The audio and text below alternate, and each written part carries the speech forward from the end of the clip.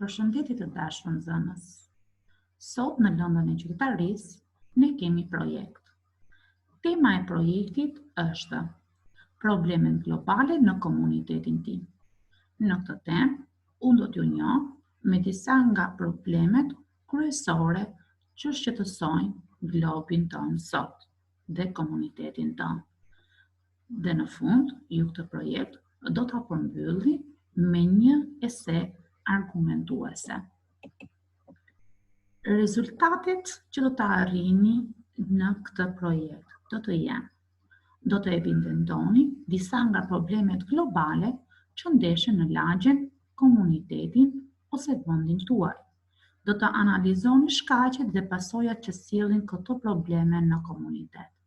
Do të identifikoni disa nga politikat e ndërmarra për të zgjidhur problemin nga pushteti vendor, shteti ose organizata e shoqërisë civile.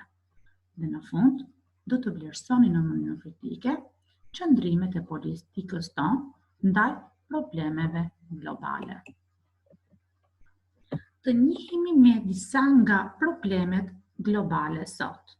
Disa nga problemet globale sot janë ndotja e ajrit, ndotja e ujit, shpyllëzimi, ndryshimet klimatike, shkelja e ligjit për paqet kombëtare, mbeturinat. Por, disa probleme të tjera janë edhe varfëria, papunësia, përdorimi i lëndëve narkotike, mbipopullimi dhe ndotja e mjedisit. Unë sot do ju trajtoj vetëm ndotjen e ujit, ajrit dhe tokës. Në këtë slider ju kam vënë dy nga problemet të tjera që shqetësojnë komunitetin tonë: varfërinë dhe mbipopullimin. Para se të kaloj në ndotjen e tokës, ujit dhe ajrit, le të njihemi se çfarë është ndotja. Ndotja paraqet hedhjen e materialit kontaminues, e materialit ndotës, në mjedis. Shkaktohet kryesisht nga aktivitetet e njerëzit, por gjithashtu mund të jetë rezultat i fatkeqësive natyrore. Ndotja ka ndikim dëmtues në çfarëdo organizmash të gjallë në mjedis, duke bërë praktikisht të pamundur qëndrueshmërinë e jetesës. Ndotja mjedisore ndodh në mjedise rrethues, kur ne hedhim papastërti dhe lëndë të dëmshme dhe të rrezikshme, të cilat e bën mjedisin të papërshtatshëm për qenie e gjalla. Prandaj ne duhet të jemi të kujdesshëm kur hedhim mbeturinat në tokë. Çfarë është mbrojtja e mjedisit? Çfarë kuptojmë ne me mbrojtjen e mjedisit? Sa duhet të jemi ne koshient në mbrojtjen e tij? Mbrojtja e mjedisit është praktikë e mbrojtjes së mjedisit në nivelin individual, të organizatave ose të qeverisë në dobi të mjedisit natyror dhe të qenieve njerëzore.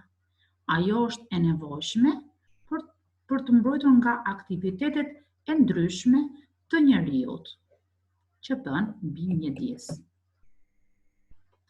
I marrim me radhë ndotjen e tokës.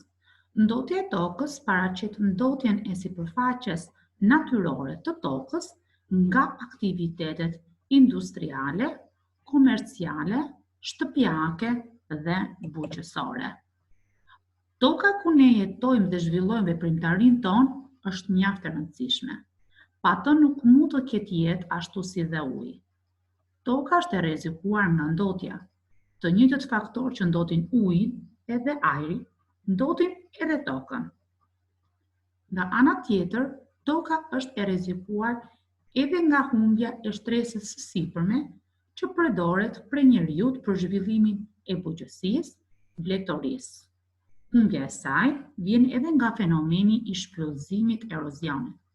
Mënyra më e mirë për të parandaluar ndotjen e tokës është përmes menaxhimit të mbeturinave në mënyrë adekuate, shfrytëzimin e tokës në mënyrë adekuate dhe praktikave adekuate bujqësore. Kalojmë tani tek ndotja e ujit.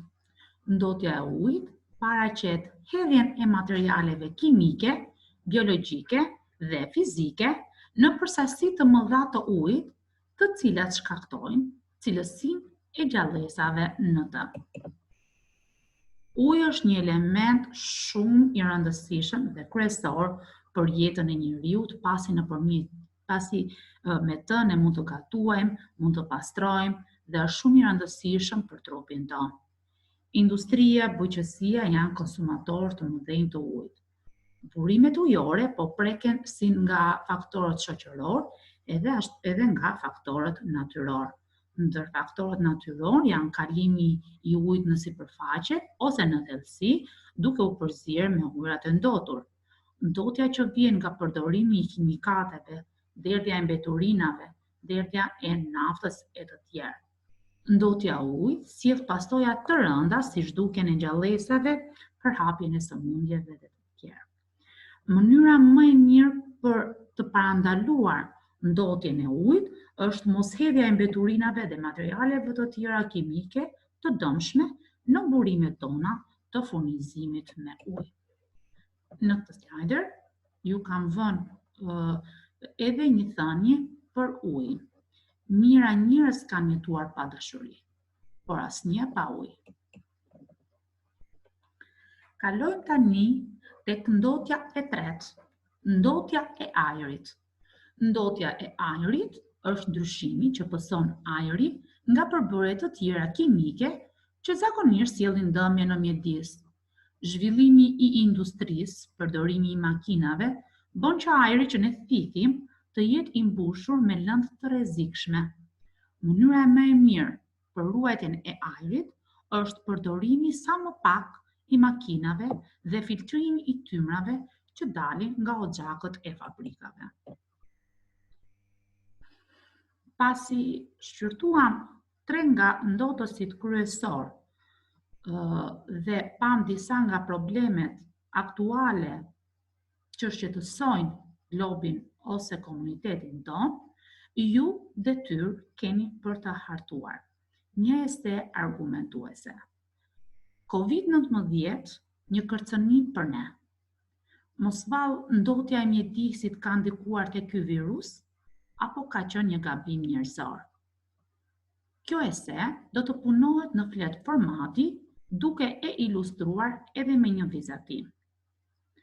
Për çfarë do lloj paqartësie që do hasni, ju lutem më komunikoni.